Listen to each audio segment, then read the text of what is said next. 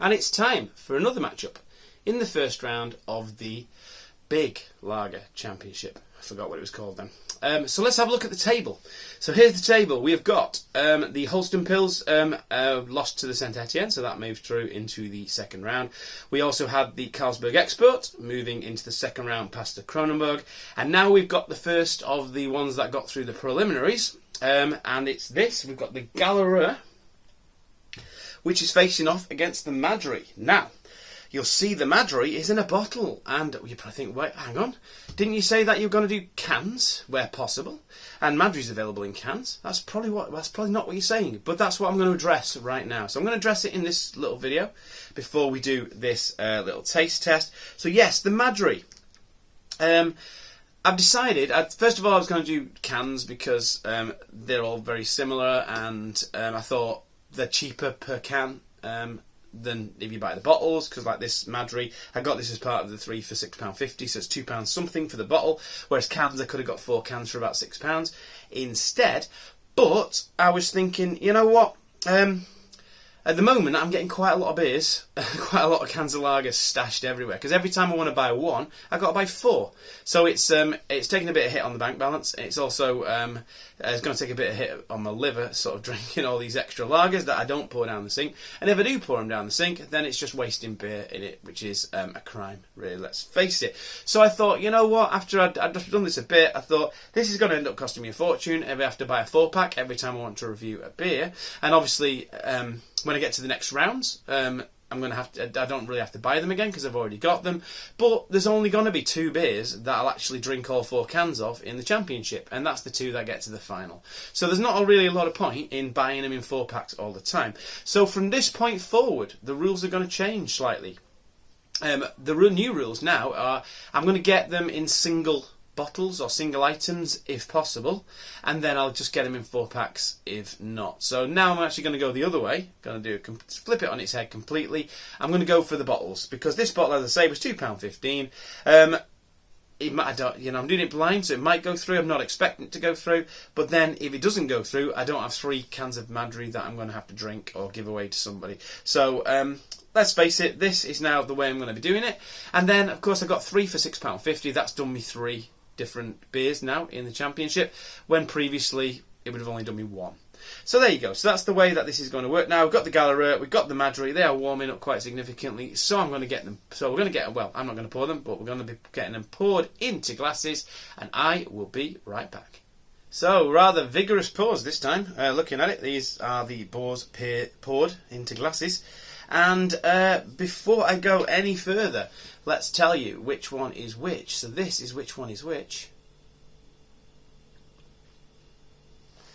Okay, that was which one was which. So let's have a little look at these lagers now then. So, right, let's have a look at them. So we've got, got one on the left, one on the right. Obviously, looking at the colours, I think the one on the left is a little bit darker than the one on the right. Yes, it is. We're definitely getting more of an orangey hue to the one on the left there. A little bit of chill haze on the one on the left, but I can't remember which one was colder out of these 2 anyway.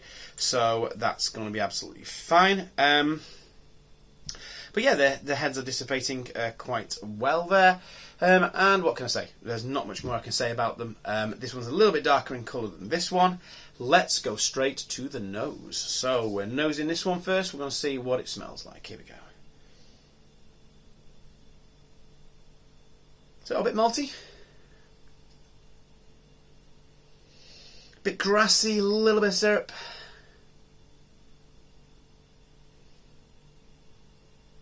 Smells quite fresh and fragrant. Smells alright, actually. Interesting. Let's smell the other one. Now, I don't want to think about which one's which out of these, really. I just want to think about which I prefer. Let's give the Madri a good shot. I know I wasn't a big fan of it when I tried it a while ago, but it could have been a bad bottle. I've had it draft since then, and it wasn't hideous, I've got to say. It was alright. So I'm not going to count the Madri out, but let's talk about what I'm getting from this one. This one, not as good a nose. A little bit of malt again in the nose, a little bit of lemon just zinging the back of my nose there. That's a teeny bit musty smelling, maybe.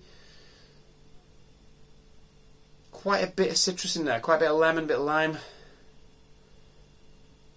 Interesting. On the smell, I can't tell which one is which out of these two.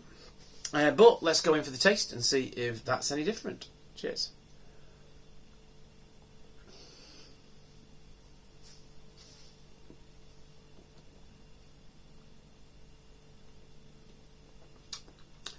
So, light and creamy with a little bit of bitterness. Am I getting any aftertaste?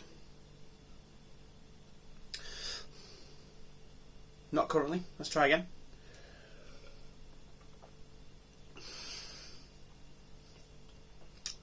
Yeah, quite light in flavour. A little bit of a sweetness there. A little bit wafery. Not a huge amount of flavour, not going to lie. Right, let's dive into this one. Cheers.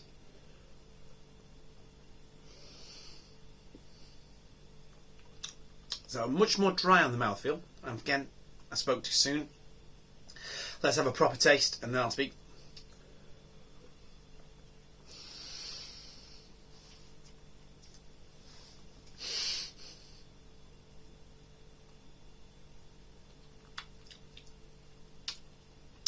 So a little bit dry on the mouthfeel. That's got a nice aftertaste. That's got a nice kind of bready and biscuity aftertaste, almost like fresh white bread rather than a brown bread. That's got a nice aftertaste, that one. Now I know one of these is Madri. I know I was quite rude about Madri when I taste tested it against the Dab and the Augustino and things like that. So it had a bit of a not very nice kind of musty taste to it, which I didn't like. I'm not getting that from either of these, so it's quite possible because of the ultra cleanness of the other lagers that it was up against, it tasted like that. But at the moment, comparing these two, neither of these taste particularly that there's anything wrong with it.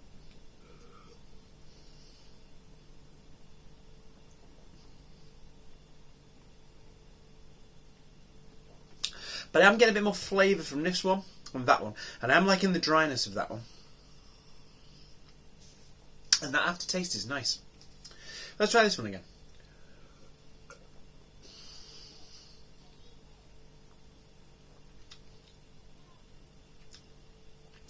Yeah, this one tastes a bit cheap.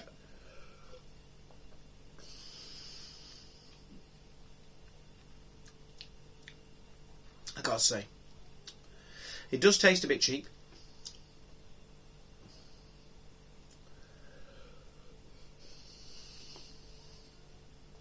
Tastes a bit like the ones that are in the cheap lager championship.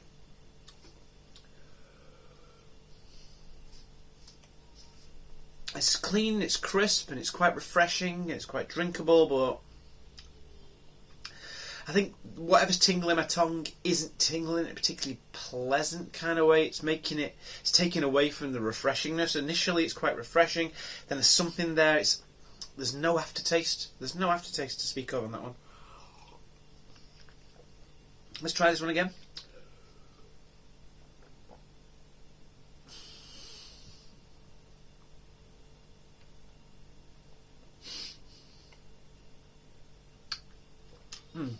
Yeah, this one's got a little something which is quite nice. Almost like a nice draft lager at a pub. When you go to a pub, you just get a nice crisp pint of kind of standard lager, something a little bit better than your Carling and your Carlsberg. Although even that's better in a pub than it is in cans. That's what I'm getting in this one. This one is more like when you're getting Carling or Carlsberg from a pub. It's a bit sweet. There are some sweet malts coming through there.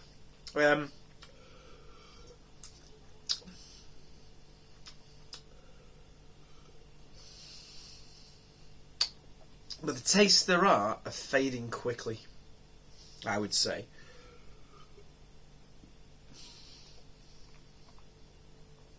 Neither of them are particularly great, but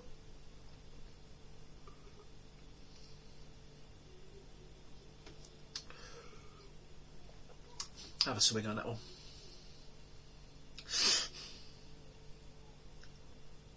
It's Just waiting for that aftertaste again. Is it still there? Yeah, it's there. That's a nice aftertaste. If this is Madri, which I think it is, I'm not sure how I didn't notice that aftertaste before. I think it's because of the way the taste test was set up. Or maybe it's just the fact that this one has no aftertaste is making me realise that this one does have an aftertaste. But yeah, that's got a nice aftertaste to it. I'm gonna put this one through. This one's going through. So there you go. So if any Madri fans out there, and it is Madri, you'll be tossing your hats up in the air. I'm thinking that's Madri, just because it's got a little bit more maltiness to it, a bit more flavour.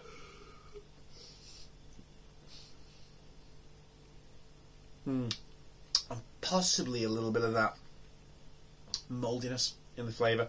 I just got a little bit of it then, but nowhere near as strong as it was when I had it before. This one, it's just a bit watery. It's just as simple as that. It's a bit watery. There's not much malt in it. This has got more malt in it. And again, it's like there may be a little bit of a dirtiness in it, but you really have to fish for it. Which I'm not going to be doing in these taste tests. So there you go. So this one's going through. I'm going to guess this one's the Madri. I'm happy to be proved wrong. I'd be very interested if it's not the Madri. If that's the Galereux, then that'd be very interesting. I'm thinking that's the Galereux though, because it's very light and a bit weak, and I'm pretty sure I said it wasn't the best against the Corona either, to be honest, but it was against Corona. So there you go. Anyway, let's just find out which one was which, and I will be right back. And I'm back, and if you're wondering why there's more beer in the glass than there was before I signed off, it's because this is the third time of me doing this bit. So let's have a see if I can get it right this time, okay? So, there was some technical glitches, it wasn't me. So, right, so first of all, I will apologise. I'll do an apology, not to the camera, I'll do an apology to the Madri, because I was, if you remember, when I reviewed this against the Dab and the Ayinger and the Augustina, I was rather rude to it, should we say. So, Madri, I apologise. I was wrong about you. Because I've had a bit, the previous time I did this this bit to camera, and it's quite nice, I've got to say. It's not a bad little tipple, that. It's straight in, we're getting flavour. We're getting a nice bit of flavour there. But that aftertaste, lovely shortbread biscuit kind of aftertaste there, which people who watch this channel will know I love. I'll still stand by my guns though, it was still the worst of the four. Up against the Dab and all that kind of thing. And I have had Madris before that I've had that kind of slightly mouldy taste. I'm not getting it from this particular bottle, but it might depend on what you're tasting it against. And I had a pint of Madri in a rugby match not too long ago, and it was alright. It was quite nice. So, there's nothing wrong with it. It's quite a decent pint. I will possibly have this again in pubs when there's nothing better on. So I'd certainly have this over a Carling or a Carlsberg Foster's, even possibly a Stella. But I don't know, I've not had Stella in this championship. I've not had Stella for a long time. So, and the Galereux, what can I say? I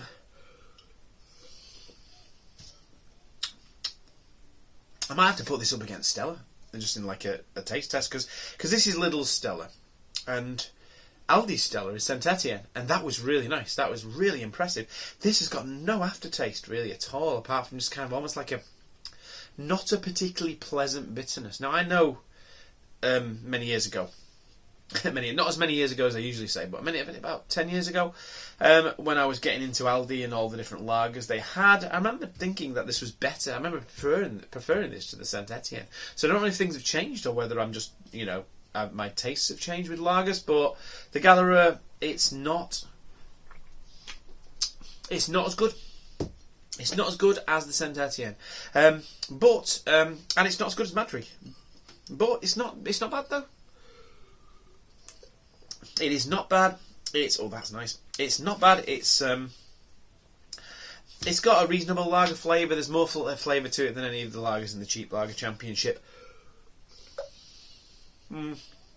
It's probably up there with the Crown Lager, maybe a little bit better than the Crown Lager. That's the kind of level we're looking at it from. I will certainly be drinking the other 2 cans of this, and what can I say? I didn't get a 4-pack of Madri, so I'm going to have to get another one of these bottles, but that's okay because there are other bottles that I'll take advantage of the deal and get a couple of other bottles of something else that's in the Championship. I reckon there'll be other things that I can pair it with. Should we say? So I'm not paying like £3.50 a bottle or whatever it is if you don't buy it on the deal. Goodbye, Galereux. So yeah, Galereux is out. Madri. Well, I did not expect this. And I bet a lot of people who saw that review that I did of Madri were not expecting this either. You probably saw Madri in the drawer and thought, well, that's not going to get anywhere, is it? But I am the kind of person who will admit when they're wrong, when they've made a mistake. And, I knew which one was Madri, really, the way they tasted. And I put it through anyway. Because that aftertaste is banging. It's a really nice aftertaste. It's got a reasonable flavour. There's nothing wrong with it. If you really hold it in your mouth for long enough, you really swill it around, you really, savour it like mad, which, who's going to do that with a lager? Let's face it. You do get a tiny little bit of mustiness in the background there, which is not the most pleasant.